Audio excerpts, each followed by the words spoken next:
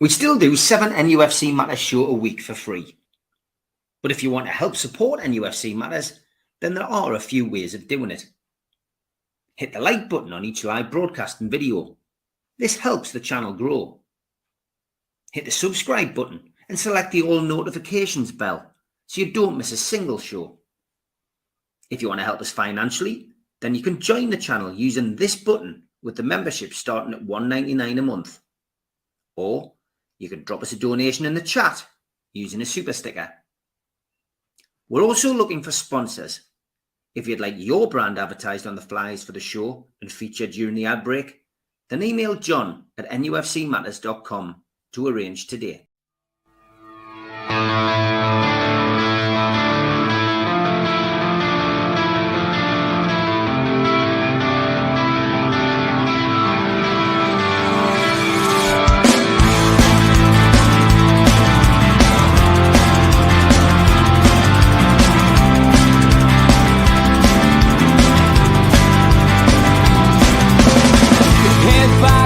Critics attack. It feels like I've been talking to myself again. But it's the only way you're ever gonna learn. You look back and it's all in the past. I'm dwelling on the thoughts I cannot say to you. If I don't say the words, then maybe it's not true. And it feels alright when they come and say to you, you're the only thing that makes us all believe. And it feels alright when the worlds collide. Manipulation stands to make us break. What time you said is coming over you. You wish it upon a star. You wish it on a star. You are, you are, you are. To fight back, it's an all-out attack.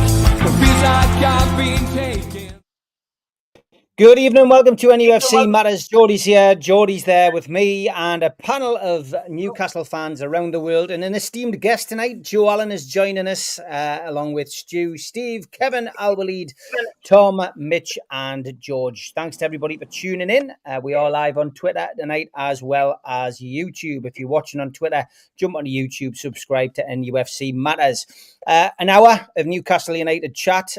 Just wanted to talk about Alan Shearer's article in The Athletic. Some of you will have seen it, others won't, but just picking out the best bits, George, starting with you. Alan says, I'm not the first person to point out Newcastle haven't signed a first-team ready player for 2 consecutive transfer windows, partially because they have hit their limits with PSR, and partially because it appears they have fixated it on Crystal Palace's Mark Gahey last summer, which came just after a desperate spell in late June when they ended up selling Elliot Anderson and Yankuba Minteh.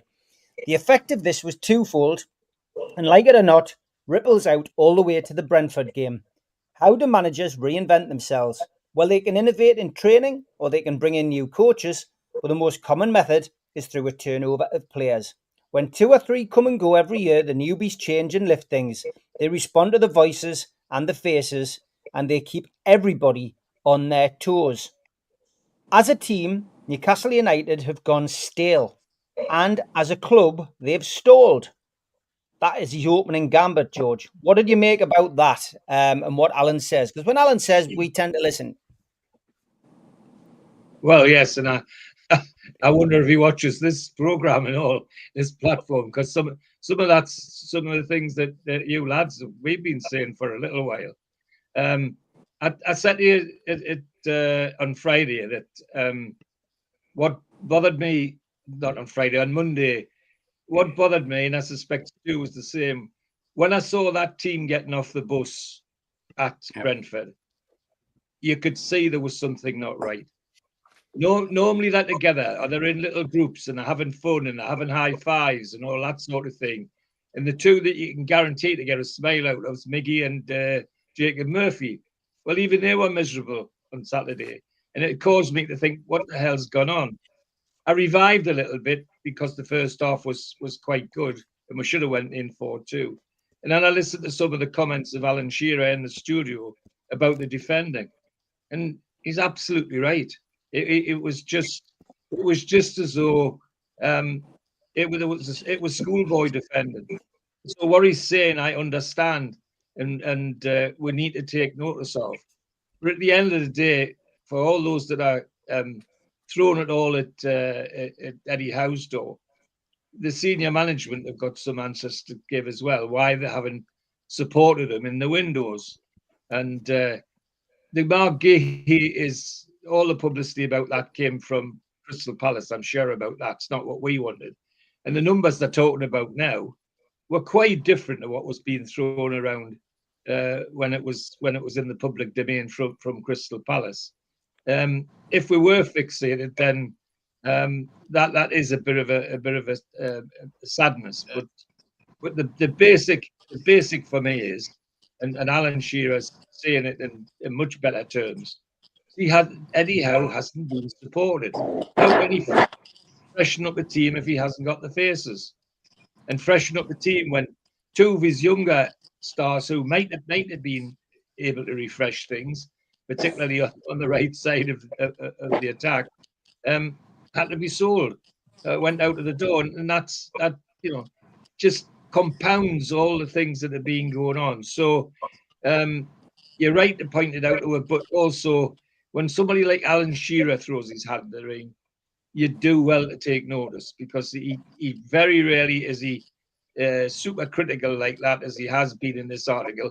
And there are bits more that I've seen on TV that he's gone a bit further, and he's actually named names, which is unusual for him, about people who he didn't regard as being going the full road for the team. So yeah, we've got to take notice. But the bottom line is, when are they going to support Eddie Howe? That's the key for me. Interesting stuff from Alan. Certainly has to get his view across, Mitch, and he's always he tends to play with a straight bat, but when he's not happy, he tells you he's not happy. Mitch,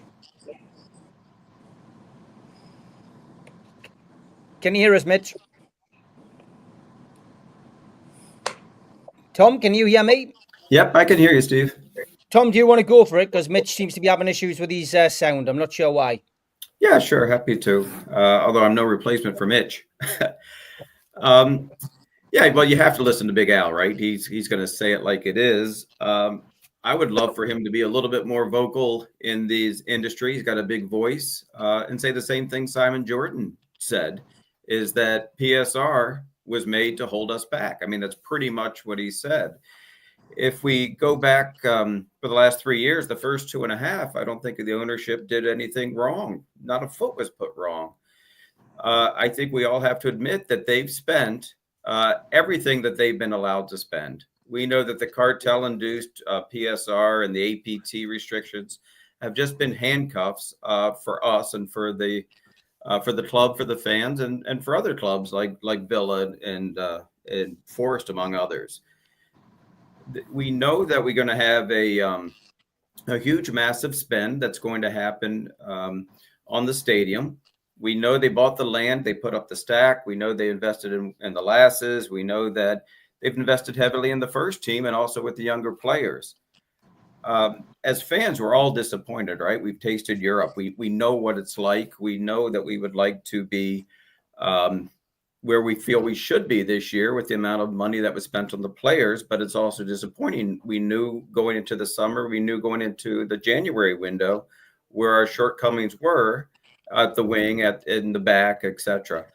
So yeah, it's disappointing. You can't argue with Al. He's my hero, right? I don't know if you can see behind. I got his jersey. I got all this stuff.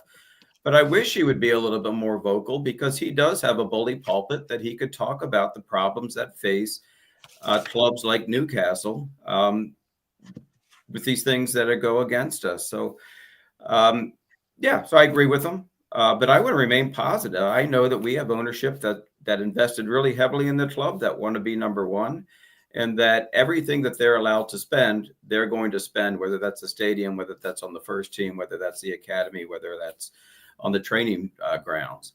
So what do I think? I think that once the shackles are released, that we're going to have a lot of money spent. And I think part of the PSR will likely be thrown out. You had a really good segment the other day with Ben Jacobs that talked about that. But the APT handcuffs that we have is going to have to go to court again, and maybe they're waiting for that to come off before we get the big stadium sponsor, the big training ground sponsor, and the money coming in. So I would remain positive, but I'm calling out Big Al a little bit. Help us out, help the fans out, and I think everybody knows why we've staled or why we stagnated, and it's because of lack of investment, and that's 100% due to rules that are imposed on us. Okay, interesting comments from Alan Shearer, Al-Walid. What are your thoughts on what Alan said? If you allow me, at the beginning, I just want to say congratulations to Saudi Arabia for World Cup hosting in 2034, and of course the Saudis who live in Newcastle, and for you all, of course, lads. For Alan Shearer, I really didn't read the paper, but I would really agree with anything Alan Shearer says. Yeah, I mean, it's difficult to disagree with anything that Alan says. Can you understand his disappointment, Al-Walid? You know, the situation that Newcastle find themselves in with PSR and, you know, not being able to spend. It's becoming, you can see why fans are getting frustrated. And Alan really is just a fan these days. Is Alan desperate with this? Sorry, Al-Walid? Is Alan devastated with the fans? No, he's upset with the situation with the football club, that Newcastle are going stale. The team aren't performing at the same levels that they have been over the course of the last 2 or 3 years, and look as if they're lost and devoid of ideas. So he's not happy with what is going on the football pitch. I believe now we are. I'm not worried because I'm sure things getting better, because it's like the arrow in the companies. You know, we are now in a stagnant level after a huge going up arrow. So I'm sure things will pick up very soon, because the rules the Premier League put, it's one of the big reasons why we are still in the stagnant, regarding how much we have to pay, we have to sell before we to get more budget. This rule actually which held us back, but the only thing will help us now is the time. So, and for me, we are not worried. I really would like to see the quarter final against Brentford. I think we have big opportunity in this game, especially with the draw with Liverpool. I think now we have much confidence to face anyone in this title, Carabao Cup. Kevin, thoughts on Alan's piece in The Athletic? The little excerpt that I read out probably is the best bit, but he does talk about individual players. He does talk about frustration as well with regards to the training ground not being up to standard and not being where it should be now. He talks about the stadium as well. So he covers a vast amount of ground. But I think, at the moment, the thing that we're all concerned about is the Jekyll and Hyde performances that we're seeing from the team, both home and away. Yeah, and that's the biggest word, the frustration. But from what you read out, he's pretty much hit the nail on the head from a true fan's perspective, because he is one. Yes, he's the greatest number 9 that we've had, goal scoring record holder and all the rest of it. But for me, it's basically an overpromise and under-deliver from the whole ownership group, in my opinion. Yes, they'll give some money in. A lot of money in other investment areas have been, reinvigorated the training ground to a certain extent, but that's limited in terms of the space of where they are.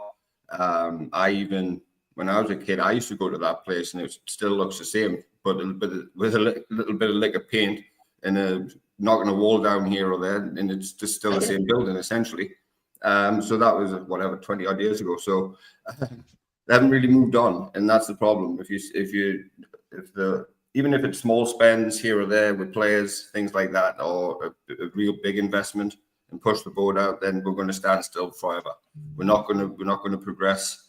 We're not going to challenge. We're going to just have the hit or miss season every once in a while with the Champions League football, what we got. Yes, we had it under Pardew in terms of the Europa League and all the rest of it, but we have to, or the club have to, I should say, really evaluate what budget they really want to put into this club and yes, we'll have a long-term plan. Of course, with every business has got a long-term plan, but now we're into 3 or 5, 4 or 5, something like that. So heading into 4 years. So what do they want to do what do you want to do with the club? What do you want to do with the business? Do you want to just let it stand still and just not rot? But, every other club are pushing and spending hundreds of millions on training grounds and X amount of monies on other players to reinvest. And you've got to look at it even further. You can look at it in the recruitment team. How deep does that recruitment team go? Are we going worldwide, or we're just staying within Europe? Or we're, there's no, and I've seen in the comment in the chat that the communication level from the club is pretty much 0 to none now, and that's a bit of a problem. Not that we need to know everything in the, be a fly on the wall type of idea, but we need to know what's kind of going on, what the plan is for the season, what's the plan for the January transfer window, how we've got money to spend, all of the above. But again, going back to the original point, if you don't invest here or there across the season, across a couple of windows, 3 or 4 windows on the bounce, then unfortunately you're going to be mid to bottom table fighting relegation like we have been for the 14 years under Mike Ashley, and that's what happened. There was a big buzz around it all, and then it all went flat, and then the true colours came out, and that was a struggle with a couple of relegations and a couple of promotions. Thankfully, we got back into the Premier League, but we want to stay there. We want to go into the top 4. We want to go win leagues apparently. So can we not show it? Can we not really? Again, push the boat out as a phrase, can we not really go for that, but doing it in a smart and intelligent way? Okay. Steve, evening, mate. Thoughts on Big Al's comments? Very, very interesting comments. Before I go into that, I do need to rattle off a few apologies.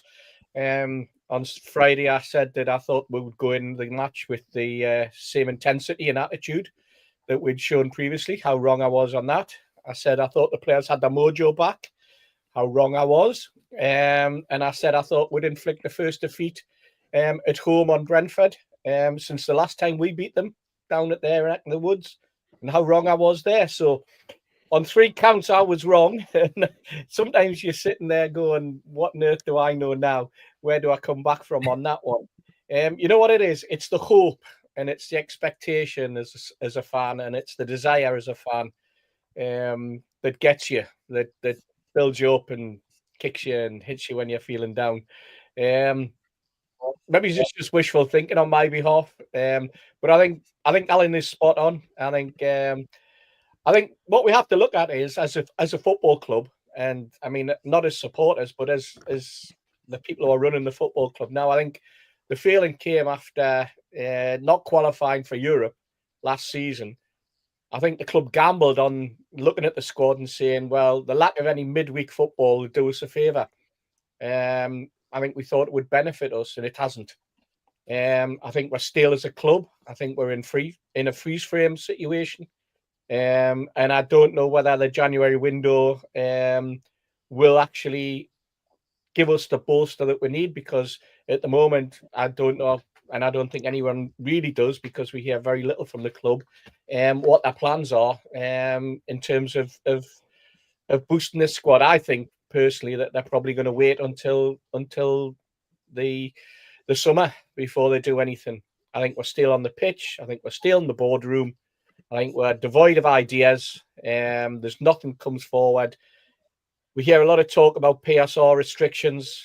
But if that's the only way out of this predicament that the club feels it's in is by selling players and trading players, then I think the people within the boardroom have got to start asking questions about themselves, because it's their job to bring the finances and the investment into the football club and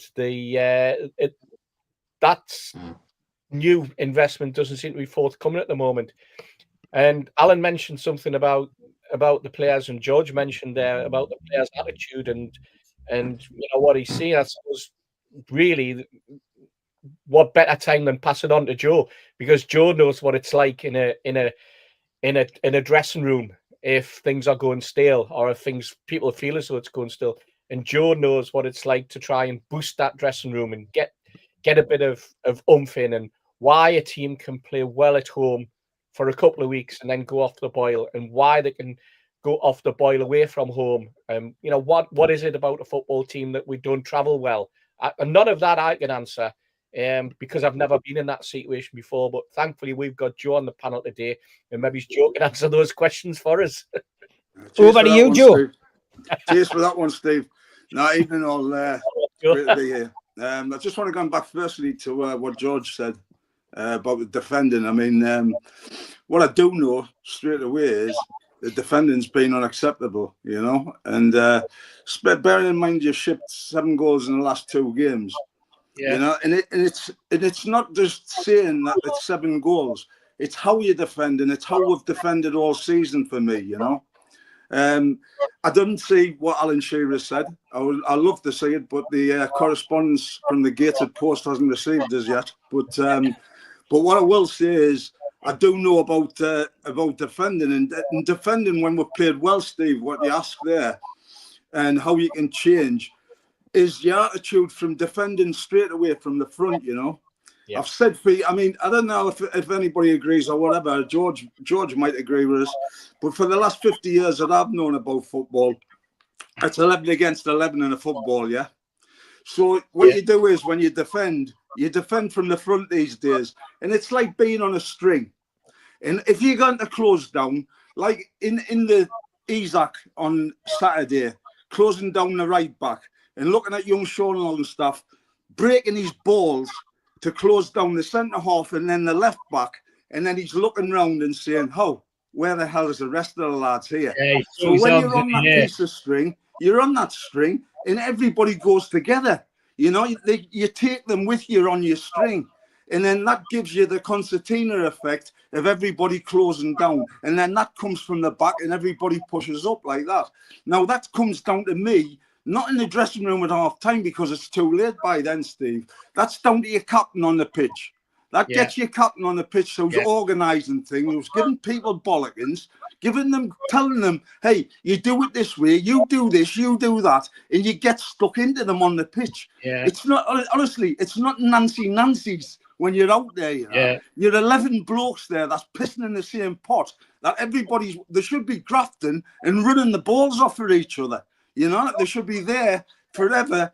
But, everybody's not going to have a great game. You're going to play badly at times, and you can put your hands up, and Newcastle United supporters will give everybody the benefit of the doubt for people that put in 100%. Now, I don't know the names that's been mentioned, but I can tell you, in my opinion, the names, I can say straight away, Fabian Shaw for me, his defending's been crap all season for me. He's not getting close enough to the ball to close players down. I can talk about goals that's in the back of my head now against Fulham, where the lad in the box, Jimenez, has turned him on a sixpence and he scored a goal in it should have been done, I can talk about goals against Liverpool. I can talk against the Man City goal, not getting close enough when Guardiola gets into the penalty area and it goes through a defender's legs again. Lewis Hall has been our best player for the last few months. I'm on about months. Why is he defending with his arms down by his back? If you're in a rowing boat, you tell me, right? If you're on a rowing boat and you haven't got any oars, where you gonna go? Your oars are your arms. He's got to use his arms. If it touches his hand, whatever, but that's not defending properly. You've got to defend properly. And having your hands behind your back and behind your arse is not defending properly. And that's where it starts from. So you're starting from the pitch first and foremost. When we've played well this season, it's all started from your Gordons and your Isaac running the nuts off and getting there, but also everybody going with them. And that's what it's all about. And then when you're winning your battles like that, you've got half a chance. But we've shipped 7 goals in 2 games. That tells me our goal difference is rubbish. And that's telling me that we're not defending properly. So if Alan said that, I want him to dig the names out, and I want him to do that, because as for supporters, and that's what we are at the end of the day, we are supporters. And Steve, I appreciate about the dressing room, and I've seen a hell of a dressing room.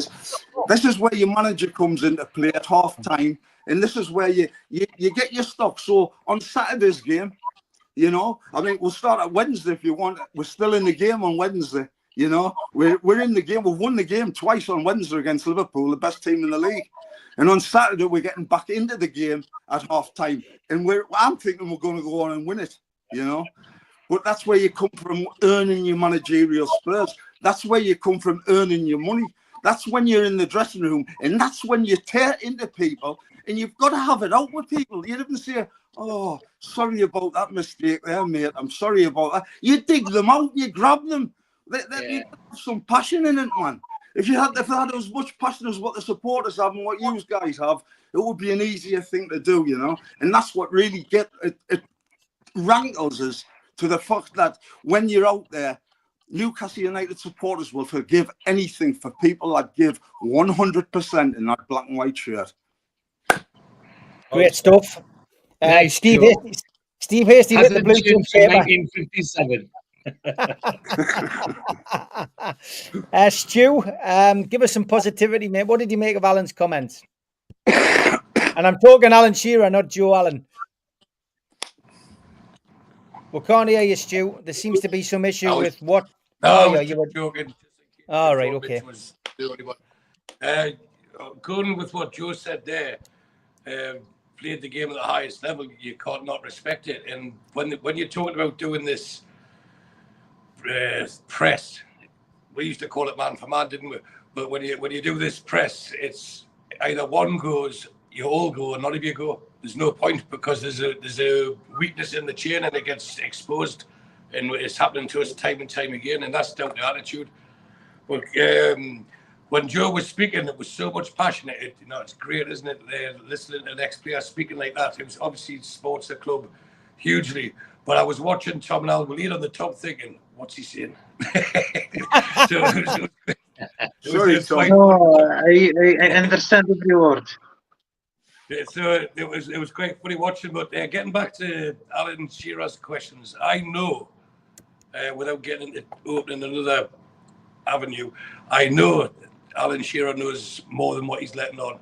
But he's speaking from the heart, and he's speaking as a fan. And his frustration is, for me, it stems from the last remnants of Mike Ashley's parting gift, which was a squad bereft of quality, of real talent, of any resale value. And we've had to do this to get through it. And of course, there was the initial bump. We had money to spend. We spent it simply because Ashley didn't spend any money. We were able to spend money, but it was going to catch up.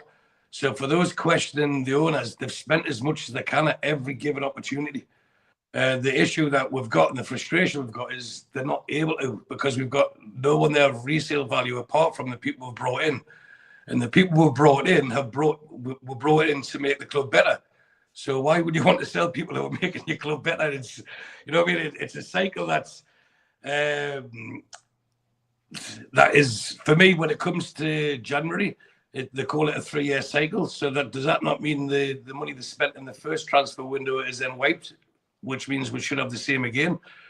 And there's a word that's been missing from everyone's lips, which was a bit of a hot word a year ago, which was amortization.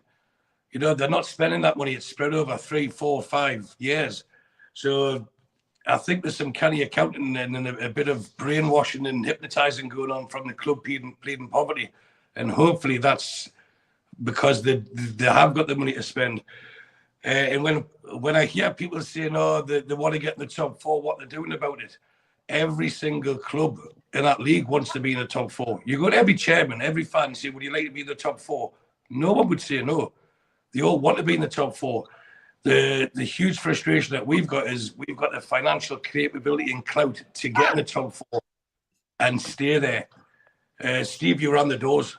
So what it is a VIP party going on. It's an invite only. And you manage to sneak in and you think it's great and you enjoy yourself for a while. You get caught, you get chucked out. And that's what's happened in Newcastle, and that's what's happened to Aston Villa this season.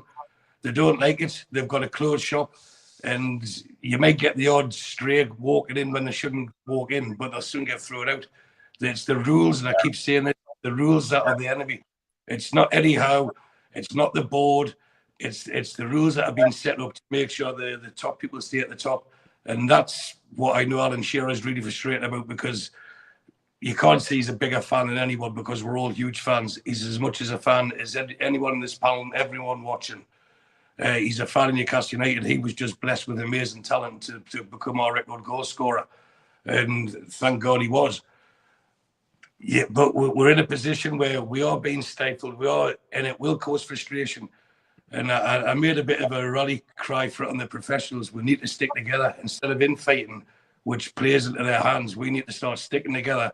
And I think ultimately the new thing that come out today regarding the APT shows that we will have more money to spend. But it's like playing pontoon. You've been given the hand of 18.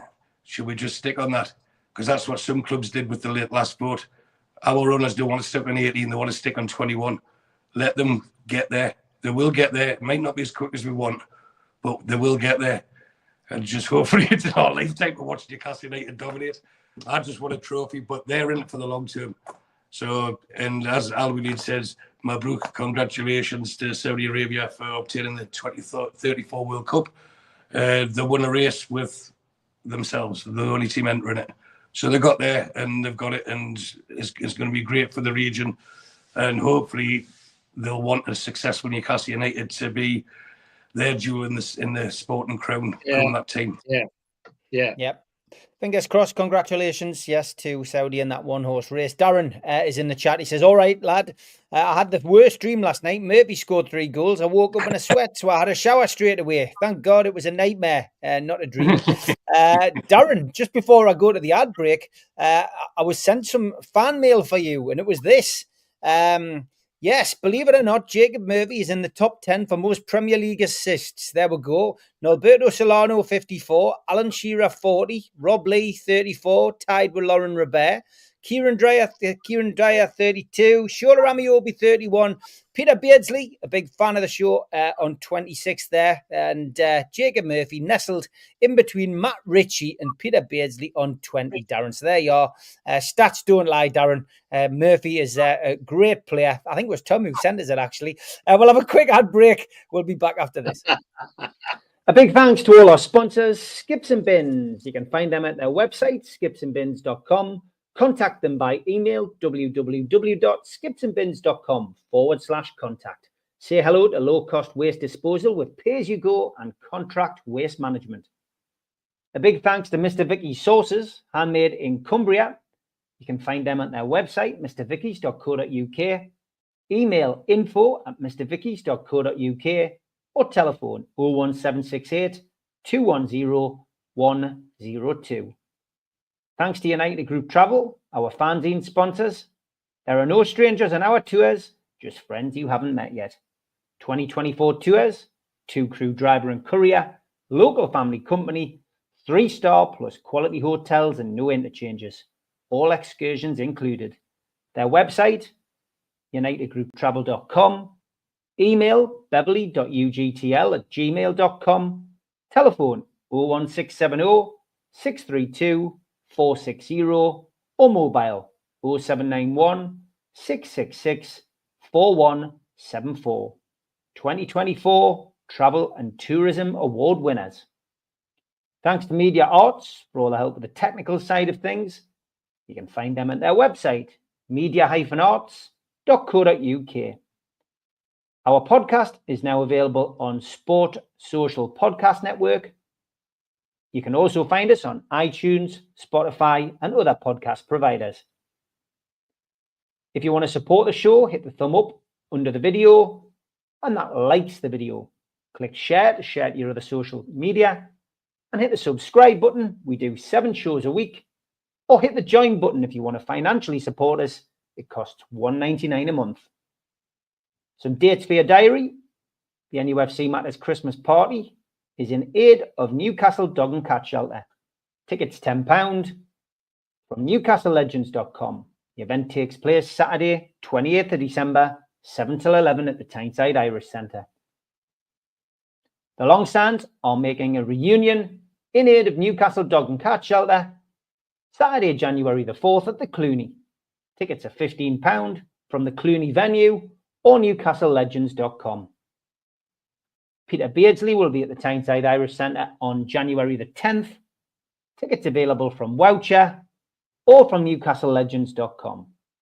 And an evening with the Entertainers, 24th of January.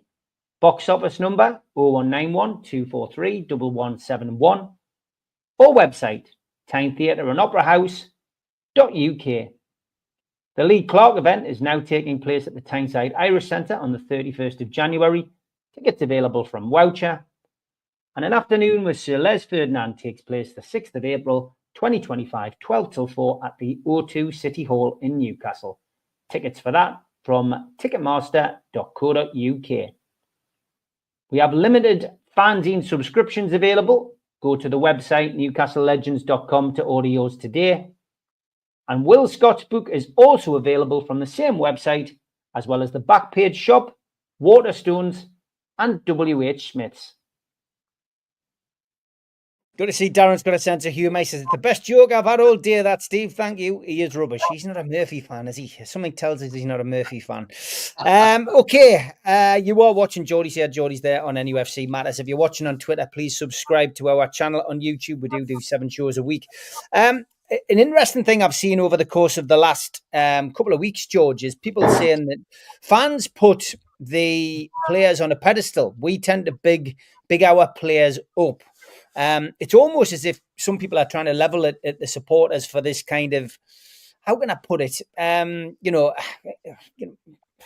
Putting Newcastle on a pedestal in the sense that we've always said we don't expect success. How can we expect success when our team hasn't provided us a trophy since 1955 domestically or 69 in a European way? But do we put average players on a pedestal?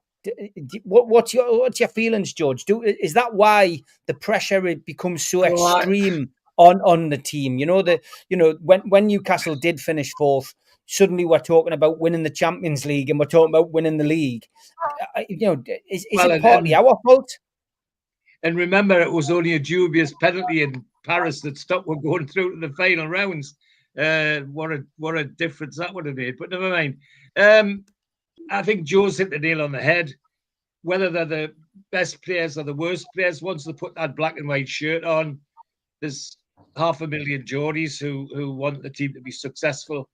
And as long as they see a team that's trying to be successful, they'll back them.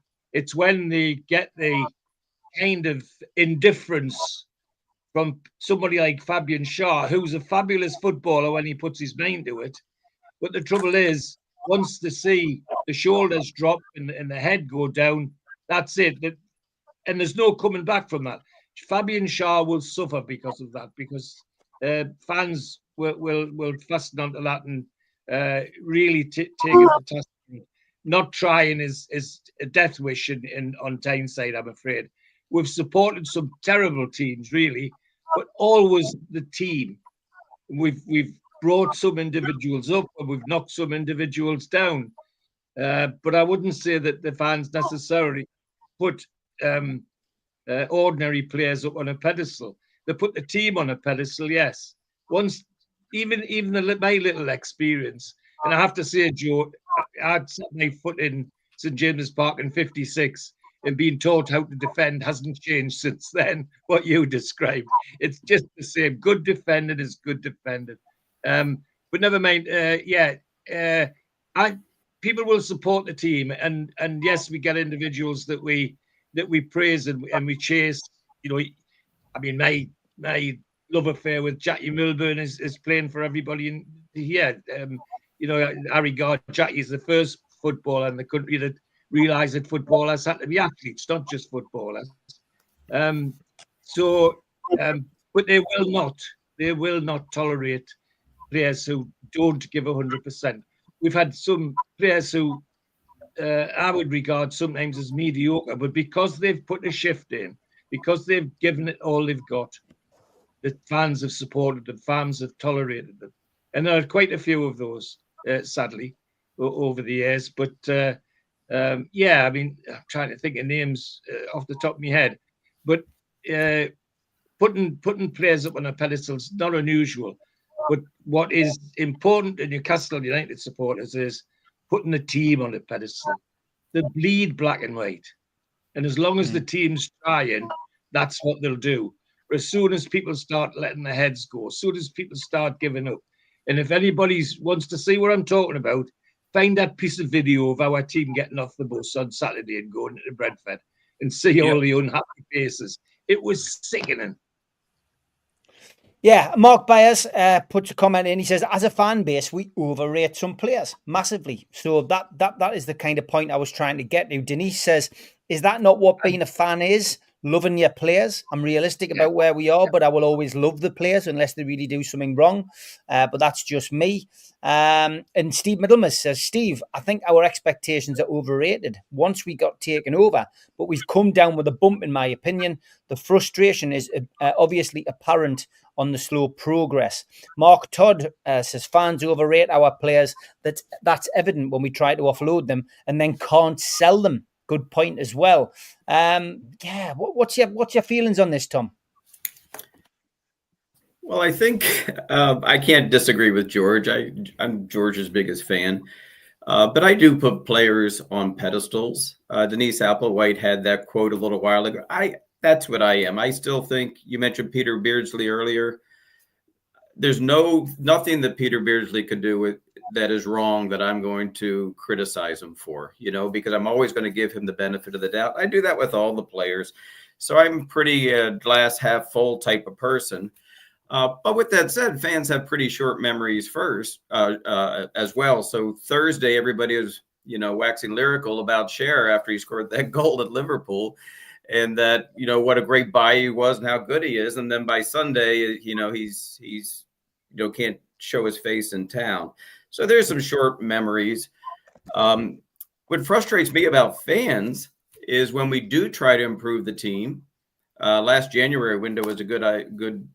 We talked about DCL from Everton, that we were in for him. And I can't remember how many people said, not good enough, not good enough. Or we go to replace, someone else, another position, it's not good enough. And yes, we want champion league caliber players, but you also need to have squad players. You need to improve positions that you have today.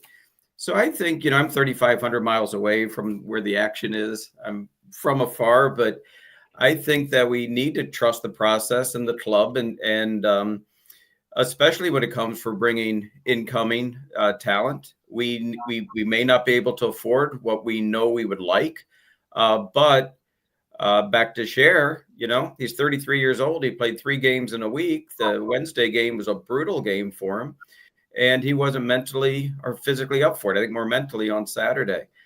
I'm cutting him a bit of slack because he's done so much for us over the years, and I really like Shearer. I think he's a good player. He did not play well on Saturday, and he may not play well again 33 with and all that burden on his shoulders. So I put the players on a pedestal. I understand that we're judging them how they play. I know that every one of us is playing for the badge. We know it. We can feel that. We're going to support the guys that play for the badge, and we're going to turn on the ones that we think don't. I get all of that. But I'm a little bit more forgiving for the players because we have to see it over time, and they're individuals just like we are. We all make mistakes. We all have bad days. So I hope next Saturday we're going to see Shearer back there. There's really not a replacement, and he's going to have a good game for us, as I hope all the players do. And I think the home crowd needs to get behind him. I guess Shearer will just be hoping he could be wishing he could turn back time, Tom. Yeah, absolutely. He's in the spotlight. It was brutal for him, I have to say, but he's a professional. He'll come out of it. I'm here all week. Al-Walid, your views. Do we put players on a pedestal? Well, I always speak this with my friends, that I see that we are overrated players on daily basis every week. This caused the players, the agent, to ask for a raise, and sometimes maybe he sees himself bigger than the club. Here in Saudi Arabia, my team is Al Hilal, and most of the fan we never evaluate players. Maybe give him a little bit of a credit if he win us a final. So I wish if we have to do that. And for Newcastle, I remember Jimmy Robin says once that we are on a long term plan. Team Newcastle now, they are all the plans are in long term. So and the financial and PCR force us to stick with this long plan. So that I'm not worried. But regarding the fans, really in Newcastle, most of the fans are overrated players. Yeah. Okay, Albert. Kev, your views on this? I mean, like the kind of example I'm trying to set is, Alexander Isak. Yeah, good player. Had a great season last season. So automatically now, Newcastle fans are saying he's worth £150 million. He's going nowhere. He's going to be the one whose goals are going to lead us to, the Premier League title. And do you know what I mean? It's almost like getting out of control. Not realistic aspirations, and that maybe has come from the Champions League qualification, and we are back down to earth with a bump, like some of the people are in the chat are saying. Yeah, but with that, we all fall foul to fall in love with adopted Geordies and things like that, and we attach ourselves to players. I've done that in the past, but at the end of the day, I come from a different perspective based on that. I'm in the game and coach it and things I like. So I lose players, I gain players, so you can't really hold that emotional attachment to people. And I think there's too much loyalty shown. Football's a business. At the end of the day, players are going to move on. That's just how it works. Joel Kelly, but for me, it's the mental approach when you pull that black and white shirt on. Like Joe alluded to earlier in the first half of the show, that you've got to run through brick walls for this football club. And if you haven't got that, then we attach ourselves to players. But for me, it's not that emotional attachment saying, "Oh, we can't let him go. We can't do this. We can't do that." But I would never put a price tag on the top of a player. Whatever the market value is, the market value is. If it's 100, whoever wants to pay 150 million for Alexander Isak, well, okay, I'll snap your hands off and we'll get 150 million pounds from him. Not that I don't like the player, not that I don't think he's a top quality player within the Premier League, but again, I think fans will be in uproar if that happens. But at the end, in my opinion, the players are commodities. They move all over the place. They move all the time. I've learned to understand that when I was a kid growing up, you're losing Andy Cole, you're losing all these players or whatever within these deals. And then you quickly figure out, okay, well, we can't. Yes, I love the player, but I'm not going to hold a big attachment to him. And I'm not going to hold that. Yes, I want them to do well. I want them to score goals. I want them to put a tackle in. I want them to do this. All the above, like fans do. But I just think a lot of fans just need to sort of, again, realistic expectations of what footballers actually are. They're there to get a paycheck. They're there to work hard for the club that they play for. It's a money game. All that passion and all that desire is what I grew up with, and George grew up with, and everybody on the panel who had to kick the football in anger. It was for the love of the game, and I think the love of the game has been thrown out of some players these days, and I think it's just there to show up and run around a little bit and get the next move, the next big money move. But that's why I don't really hold that attachment. I love the play some of the players that we have, but if they go, I'm not going to cry over the spilt milk about it. Okay, Steve, thoughts on this? It's something I've seen chucked around social media. That's why I thought I'd bring it up tonight, and it has proved to be an interesting debate. Yeah, it is an interesting debate, Steve. I think half the problem is that we get upset when other clubs do well than we do. So other fans of other clubs are getting the success that we crave, the success that we want, success that we desire, and with that comes the time when you start to criticize performances of players in your own team. We all love the squad we've got. We all love the players when they're playing well. When things aren't going our way, we get upset. We get disappointed. We highlight the performances of certain players, their body language, their attitude. But I think looking at what's happened at Newcastle over the last 3 years, and as I said right at the very start, it's the hope, it's the expectation, it's the desire that we all have. Added to that, the flags displays, the way we idolise individual players. Somebody mentioned there about Isak and body language. You know, a couple of weeks ago there was displays for him with displays for. I'm wondering whether are having those flag displays, by-war flags, to boost the players. Whether we feel as though we need to wave those flags and have those displays because the players need it, and we're trying to lift them, we're trying to keep them. You know, the Gordon one, for example, came not long after there was talk about him going to Liverpool and about the disappointment that he had during the World Cup of not being played. So it's our role to lift that player. The same's happened with Isak recently. You know, we've had a display for him, and is that because there was a lot of talk of Isak going and we're playing a certain team in a couple of weeks' time who have been linked with him, and so it's us as fans building this sort of, you know, don't go, please don't go, to quote the song. You know, it's just the nature of the way that football is moved. And I mean, we're talking about Andy Cole being disappointed. I was disappointed when Supermac left. You know, just to rattle off way back, and yeah, the clubs move on. But the trouble with Newcastle United is when players move, and we say that it's for the best interests of the team. Often it isn't. You know, we got rid of Andy Cole, we brought Les Ferdinand in. It was a great boost. Then Shearer came, but really, as a football club, we still haven't won anything.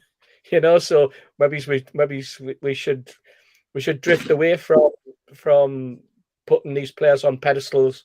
Maybe that's where we have to go. Maybe that's we just have to be realistic. And Mark Byers mentioned there, and he said in his little message there, in retrospect, the unanticipated, earlier than expected Champions League qualification has been our hindrance. And I understand where he's coming from, but I remember a couple of months ago on the show when we talked about this, and saying when you have a 5-year plan and things happen a little bit earlier, you revise your plan, you move your plan forward. You know, you alter the plan. You don't stick with the same plan, even though things have, you know, you've arrived somewhere and you go, oh, well, we got there 20 minutes earlier. Well, I'll sit in the car park for 20 minutes. You know, you revise your plan, you walk through the door.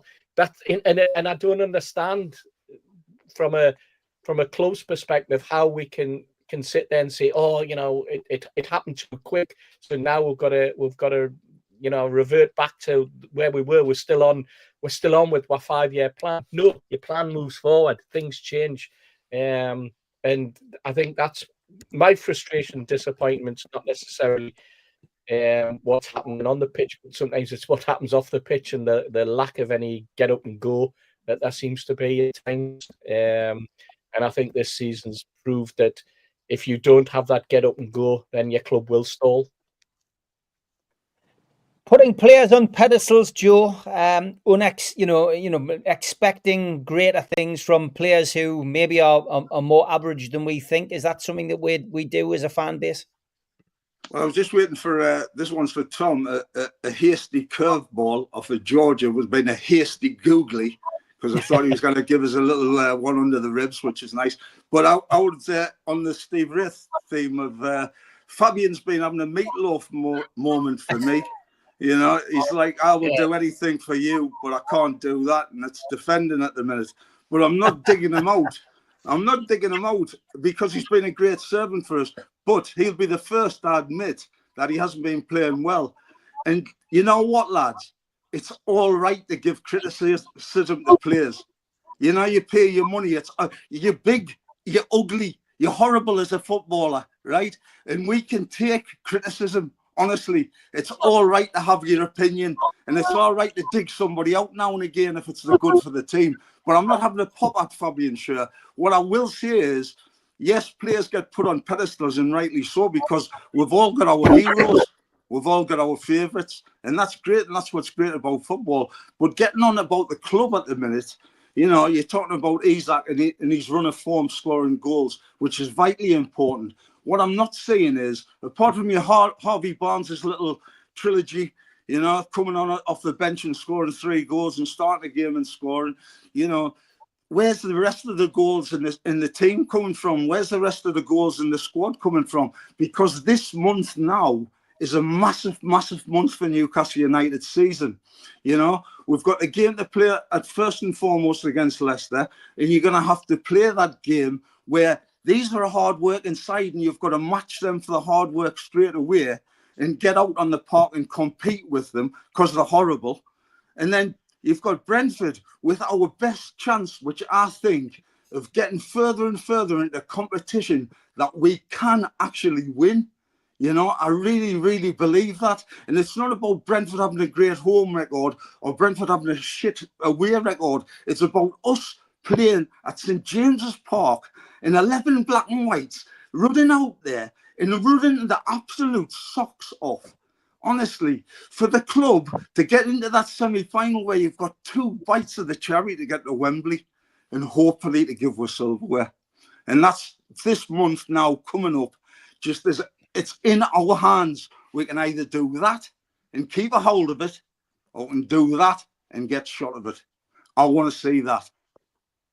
I blame Steve Hasty for that answer, because Steve, you wound him up the first time round. He still had a bit to get up his chin. Just on the pedestal thing. Do we put players on a pedestal who don't deserve to be put on a pedestal, Joe? Hey, as George said before with Jackie Milburn, the shivers still went down the back of my neck there. The hairs were standing up just mentioning Jackie Milburn's name, and I had the pleasure of knowing him and him actually knowing my name. When Steve Hasty talks about Supermac, you know, and when you're talking about Alan Shearer, and then you're talking about Peter Beardsley, the greatest forward I've ever played with in all of my career, and you had the chance to train with Peter Beardsley every single day, and Paul Gascoigne, honestly, they're my heroes. So, yes, we'll put them on a pedestal because without them, we all need heroes. But what we need to have, and what we always have had, is 11 heroes in black and white, because you'll shout for them if we're 11 monkeys, because I know, because I was one of the monkeys that you used to shout for. Hey, there you go. Great stuff. Lots of positivity in the chat for Joe, as always. Robert Maltman says, listening to Joe Allen always cheers me up. The passion, the experience, and usually always right. Great addition to the team. So there you go, Joe. Stu, last but by no means least, give us your views on this this question I've posed in the second half of the show. Well, I must have joined the chat late because I didn't realise there was like getting your music gigs in. Now you give the turn back time, and then Steve Hasty was, what did he say? Please don't go. And then Joe's come out with what did he say? Joe, I wrote it down. Meatloaf. Meatloaf. You're sure, weren't you? I can do anything but that. Yeah. So then you said, what did he say? His defender was poor. He's getting on, but he's been a good servant. So I suppose 2 out of 3 ain't bad. So the answer, or my answer to the question you asked regarding do we put players on the pedestal, of course we do. That's why we're the most passionate and loyal fans in the land. It's quite clear. But the reason for it being we've got no real period of success to compare it to. You know, so people do then start raising, that player was excellent, he was excellent. We're having, apart from George, George has seen us win cups. None of us have seen us win trophies. Was it 3 cups in 5 years? 4 years that George seen. We haven't seen that. So, of course, we'll get any semblance of success. I seen a question earlier in the chat was like, I can't remember who asked it, so apologies for that. Who would you say was best between Bruno and, what was his name? The French. Johan Cabaye. Cabaye. That shouldn't even be a question. You know what I mean? Cabaye went on strike. He wanted to leave. Yeah, he wouldn't leave. He wouldn't play. A question, but we do put them on pedestals because we don't have anything to compare it to. And but that, you know, as a supporter, if you don't have it, it doesn't matter if you support Newcastle or Macclesfield, you have to go into the start of every season saying this could be our year. And it's the hope that keeps you going. But without that hope, you have nothing. And again, sorry to finish on a serious note, this is what this financial fair play and PSR is taken away from people. You go into the season knowing that you've got no chance. And I used the analogy before. Yeah, there's a party, you're not invited, you might sneak in, but you're going to get chucked out. It's a closed shop. And this, for every single fan of the land, because it will filter down. Everything does filter down eventually. I don't think Newcastle fans can ever be accused, if you speak to Newcastle fans, oh, we're going to win this, we're going to win that. We want to win this, we hope to win it. We don't expect to win it because we haven't had anything to compare it to. We've never done it in most of our lifetimes.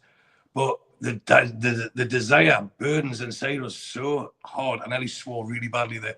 It burns inside us so brightly that it hurts. So if that's passion, if that's supporting Newcastle United, we've got the bug. But it's not just us. Leeds fans have got the same. They've got a huge desire to see their team successful. But we've followed our team through thick and thinner and thinner and thinner, as teams like Leeds have. So it's when you get things like when the takeover happened, and especially with the financial might the owners have got, that's when you see the ones who have been successful by using more money than other teams, by getting in that position. That's when the narrative starts changing in the media, and that's when we start getting accused of being over expectant. I'm sorry, I'm 50 years old. I haven't seen any Newcastle. I've never met a Newcastle fan who's over expectant and says we should be winning trophies. Why should we? We've never done it. So we want to, probably more than anyone. And now we've got an opportunity. We've won the golden ticket, but it doesn't tell you what day the factory's open. And that's where we are at the moment. We need to be able to get in a position where the lawyers, unfortunately, are going to open the door for us. And football shouldn't be about that. It should be about everyone's got as much chance as anyone else. The best manager, the best players, the best squad with the best attitude come out on top at the end of the season. But now the teams, this season might be a bit of an anomaly because of the way it's went on. But going forward, and I think it'll level itself out anyway. I think most people could nigh on predict how 1 to 20 will finish if you put them in clusters of 4 or 5.